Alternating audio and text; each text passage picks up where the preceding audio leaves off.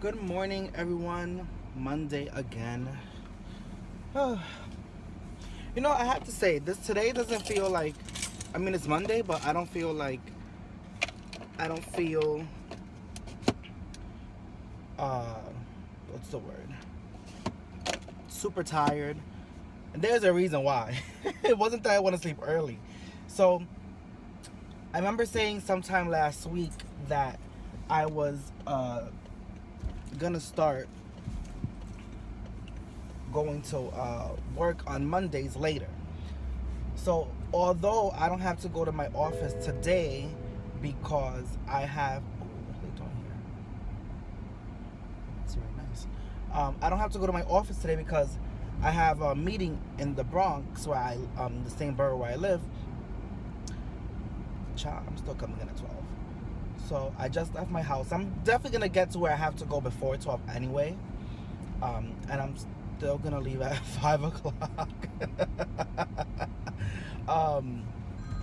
Oh, great. 1 second. My bag fell in one direction. My work phone is going off. And I don't know who this is. Hello, good morning. This is Eddie. Hey, Eddie, it's Carrie. How are you? Good. Hey, Carrie. Oh, you got a new number? No, Tony's on my desk. Oh, The, that's the reception sometimes here is terrible.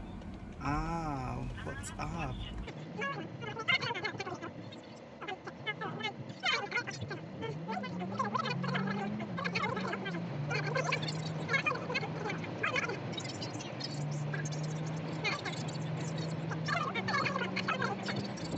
Yeah. But anyway, but don't worry about it. Just let me know. But I'm going to continue to shop around and see if I can find somebody. Okay. All right. Thank you, love. All righty. Bye bye.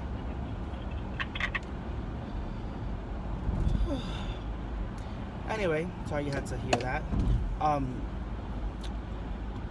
so yeah, sometimes in the work that I do, you know, so many of us have so many different responsibilities, so many different commitments that we have to maintain, and a lot of times these commitments overlap, um, and sometimes it is very difficult to manage it. So I'm already, I'm out of the office today. I can't be out of the office again tomorrow. Um, in any event, I was talking about Monday and how I'm feeling a little rejuvenized. I woke up at around 8. I would say, yeah, I woke up around 8 o'clock this morning. Didn't get out of bed till 9, but I woke up at 8. And then I just got ready. I took my time. I got ready. I had breakfast. So I'm having a good start to the day, as opposed to when I'm rushing out of the house and I'm miserable because it's Monday. So I'm having a good start to the day. Uh, as I was getting ready today, something hit me. I don't know if something hit me, but I acknowledged something that I've been dealing with for some time, and that is that not everyone who may be in your circle, whether it's voluntary or involuntary, is genuinely happy for you always. I have people who I have to interact with. I will not say that they are in my circle. Give me 1 second. I mean, they're in my circle because I have to interact with them, but it is not a voluntary,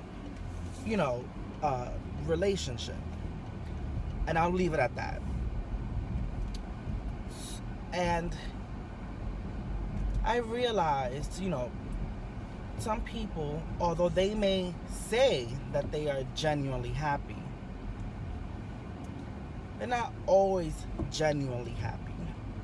You have to be careful for people of that, like people like that, because people who pretend to be happy with you, but inside they're really miserable and just unhappy with themselves, will try to poison you. You know, that behavior, that energy is infectious. And when you're aware of it, you know how to fend off those vibes. And in turn, they know that you're unbothered.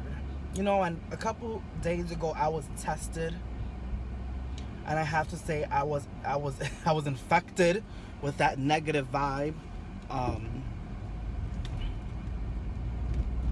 And it's powerful. I mean, it is really powerful when someone, you know, has these feelings of just misery and they want to infect you with it, because they're not happy or they're not content. And it's, you know, it happens in a lot of small ways. Sometimes some people are blatant with it, and sometimes they are conniving and they're underhanded and they will sabotage, and those are the people you have to look out for. And unfortunately, there are times when you have to interact with these people, as you know, as much as you wish you wouldn't have to, you have to interact with them for, you know, whatever the reason may be. And so you have to be careful. You have to be very careful with how you interact with those people and how much of your personal life you share with these people. And not even just personal life, but in general, if, you know, whatever the relationship is, it's very, you have to be very careful what you're saying to, you know, what you're saying to these people, how you're interacting with these people, because trust me, and I, you know, again, I've learned from experience, it's very small, menial, but it's there. And I'll give you some examples, without being too specific. So, for example, I have a habit of going through my Instagram page, my profile, just looking at pictures and looking at comments. A lot of times, you know, you're so busy. So me, sometimes that serves as a reminder, like, oh my gosh, hit this person up, you know? Even if we don't have, like, you know, a relationship where we're speaking every day, if you're someone who, you know, I have a friendship with, even if, whatever the case may be, if it's a friendship where we speak every day or if it's a friendship where we speak once a month, you know, I want to keep in touch.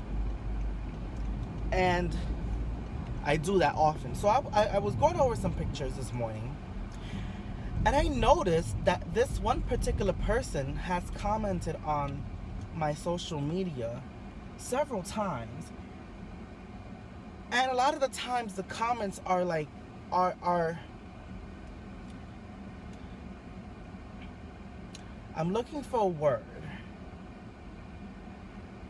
There's, I guess someone would say sarcastic, but it's not that they're sarcastic, but they're never positive. They're never blatantly positive. It's just like, why would you comment that under someone's photograph? Moreover, if what you saw is not something that you liked, why are you commenting? And moreover, if what you saw is not something that you liked, you can unfollow. You know, so this particular person has been lately doing a lot of more, you know, underhanded things that I'm starting to, you know, realize are not genuine. So with that being said, be very careful, be very wary of the people who are in your circle, whether they are voluntarily or involuntarily in your circle. Be very careful, because people have hidden agendas.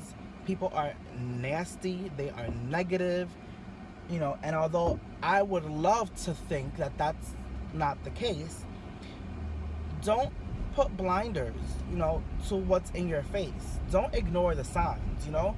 Don't paint a different picture than what you're seeing. Because believe me, when that person is showing you their true colors, believe them. That's who they are. That's who they are. And that's where I'm at, you know. And sometimes you have to let go of, or not let go, but you have to modify those relationships because they're just not good. Especially when they are involuntary, because that means that you don't necessarily have an immediate choice. For example, if I have someone in my life voluntarily that I feel, is we're not in a place where we should be or whatnot, I can ask them. But if they're in your life involuntarily because they are in your workplace or because they are family, family is involuntary, child. You cannot get away from that.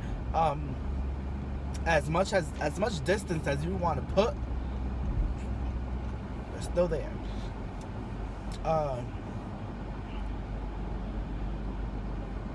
You just have to be careful. And so I say all of that to say, be blessed, be happy with who you are.